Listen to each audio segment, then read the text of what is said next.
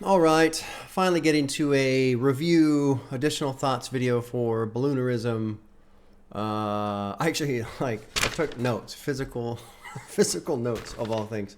Things have been kind of crazy in terms of my time to spend additional time with music. Work's been busy. The house has kind of settled down, but that's about to ramp up again. Anyway, Balloonerism's fantastic album. I want to start there. I think whoever, I want to give props to whoever put this together, the people who were involved, whatever process they went through to make this album. Because with Mac Miller, I enjoy Mac Miller. Honestly, as I say this more often, I feel like I'm just a casual fan of almost everybody. I don't listen to a lot of Mac Miller, and typically when I do, it's a couple singles off of the two albums that I've heard, and that's really it. I don't. It's very uncommon for me to listen to a Mac Miller album top to bottom. This album's the opposite. I don't want to listen to a couple singles. There are some singles I like, and I'll get to that in a second. But I found as I put this on and I let it be, I feel like it's so well done in capturing the essence of Mac Miller. There's just this feeling, and it's the most nondescript word, right? The Mac Miller essence is captured, I feel like, in this album. And I'm not an expert on Mac Miller. I've only heard a couple albums, so I only exist in the range of swimming in circles. I've heard half of Faces, but I couldn't finish listening to it because it was just too hard. I found it too sad. I think with this album, something that really captures it is I really love how long you wait until you hear his voice. And I feel like it's a beautiful acknowledgement of, hey, here's new music, and you haven't heard it before, and it's kind of been tucked away for a while, but Mac isn't here. Like, here's Mac, but he also isn't here. I just love it. I think it's perfect. And even when you do hear him at the end of track 2, the chord organ, it's not even him fully. It's just these little ad libs. Hey, whoa, whoa, whoa, and it's great to hear it. That just that sound, that voice, that that classic Mac Miller. Whoa, whoa, whoa. But it's also sad, And this whole album is very sad, but it's beautiful too. I saw people talking about that. I was very apprehensive approaching it because I just couldn't get through Faces, man. It's just it was hard, really hard. But people were saying this one's sad, but it's beautiful. And I fully agree. Fully agree. It is just this beautiful balance between everything that Mac Miller was, as far as, what I know of Mac Miller. Favorite tracks. $5 Pony Rides I really like. Funny Papers, Excelsior, Mannequins, Rick's Piano. Honestly, it's weird because, like I said at the beginning, I don't really want to listen to this as a couple songs. I mean, there's some songs that are my favorites, but it's kind of like Dark Side of the Moon. I don't put on Dark Side of the Moon to listen to 2 songs and then bail out. I put it on top to bottom. I listen to Dark Side of the Moon all the way through because it's just this experience. And I feel like Balloonerism is the same way. I really love the closer, Tomorrow We'll Never Know. I have put that on a couple times on loop. You really can just sink into that sound, the energy of that song. Again, it's sad. But I feel like this album is just, it does so well with artistic expression. The lyrics that you're hearing, the sounds that you're hearing, the moods that you're feeling, it's so well done. It's not overdone. It's not underdone. It isn't held back, but it isn't shoved in your face. It's just there. It's really all just there, and you can do whatever you want with it. And I think that's why I love it. I wrote this. I'll read this long section I wrote down at the bottom. Because to me, Mac Miller is a tragedy. And well, here, I'll just read it. So this is what I put. This love of music, this safety in creating it, and how that love leads to creative mastery that results in music that is a pleasure to listen to.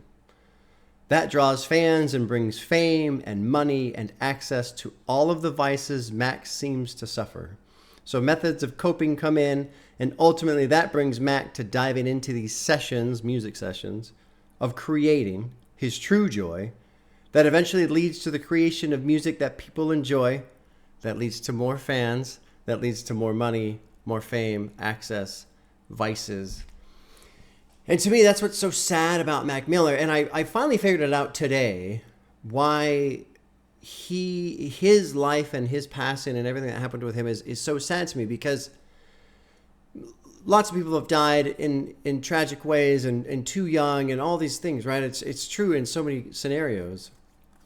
But with Mac Miller, I think what pings off of him so much that bugs me is the love of music, because I love music. Now, I don't make music, but I love music. And this idea of the thing that I love, the thing that I have used for 30 years now, 30 years, more than 30 years, if I really think about it, as a way to process and to cope and to express and to understand, like all these things that music has done for me. If somehow that same tool, music, had this dark side, that the more I used it, the more it dragged me down, that's like horrifying to me. That's terrible. That's terrible. And I wrote down one string of lyrics because I have to limit myself. Otherwise, I'll just write down 1,000 lyrics because I love lyrics. But on funny papers, it's, don't you love the silence? Everything is quiet but the music. And I mean, I think that's it. That's like the nutshell, the summary of how heartbreaking that whole thing is of, I just want to make music. He loves music. I mean, he played so many different instruments, and there's so many times where he's referencing about, just being locked away and it's just him and the music and there's nobody else and all the pressure is off, and how that process is so relieving for him, so much of a de-stressor, and it lets him just relax. But then also that process is also, it creates this wonderful music that ultimately leads to all the problems that end up happening to him, that makes him, cope in all these unhealthy ways. And then even, I don't remember which track it was. It might have been Miss Deborah Downer. There's one track where the lyrics are talking, what are you going to do when the money starts slowing down or stops coming in or something like that. And it's this fear of, it's almost like he's just completely trapped in his life. I love making music, and I make music, and I make a lot of money, which is really nice. But also this money is what is essentially destroying me in a sense, because I have access to all these things that are leading to my demise. And I know that, and he says that. He even says it. But also I can't not do this, because what am I going to do when the money slows down? If you're Mac Miller and you're a big star and you have all this money and fortune, fame, whatever, you're not going to go be a fucking accountant. What are you actually going to do? It's like the vice has you as much as you have the vice. It's just this perfect symbiotic relationship that leads to destruction. And it's one of those things too, where I feel like, as people, whatever we struggle with, one of the things that makes the struggle so hard, I feel like, is, okay, I'm not going to do the thing. I'm going to do well today. I'm not going to do, but deep down inside, so often we know, yeah, but I am going to do the thing that I'm trying to not do. I am going to do it.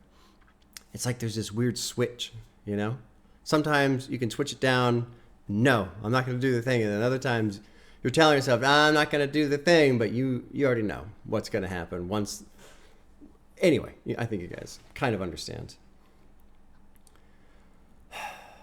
It's an incredible album. It really is. And I love it for how beautiful it is and how heartbreaking it is. And I don't really understand why I can listen to this one and be comfortable, and Faces, I can't be comfortable. I just feel like I'm standing on the guy's grave. I don't know what the deal is, why there's a difference there, but there is. What else do I have? I think that's basically it. Yeah. I'm glad I listened to it. I'm very glad I listened to it. I have continued to listen to it since the reaction, which was probably a month ago now. I put it on every now and then. It's beautiful. And especially since it's posthumous release. Like, I'm very leery of posthumous releases. I always feel like money grabs. It always feels like, oh, they were in the vault. Yeah, because they were never good enough to release to begin with, right? It's always that element. Like, there's a reason they never got released. With this, from what I understand, it was all, he had it just kind of tucked away to ultimately be, you know, it was just like, I'll get to this eventually. And then unfortunately he couldn't. Yeah. Yeah, I don't know what else to say. I mean, it's sad. It's just sad, man. And the birds are going nuts outside. So I'm gonna stop. That's a good place to stop with crazy birds outside. Mac Miller, man. It's almost like haunting, the idea of music being the thing that you love and the thing that leads to your destruction. Like, I don't like that. It's continually unsettling to me, just that idea. I don't like that idea. And I think why is because I feel like I would end up going down the same road. Like, in a hypothetical world, if I was a musician, an artist or whatever, and I loved making music and I was successful and all that stuff, I feel like I'd end up falling into the same trap that he fell into. I probably would. And I think that's why it clicks so well too. You feel this experience, you feel this struggle. And something that I think makes it beautiful is that Mac just kind of rolls with it. It's almost like when you know what your final outcome is going to be, when you know your fate, why fight it? You know? It kind of feels like that too in a bit. Okay. All right, y'all. Take care. We'll see you soon.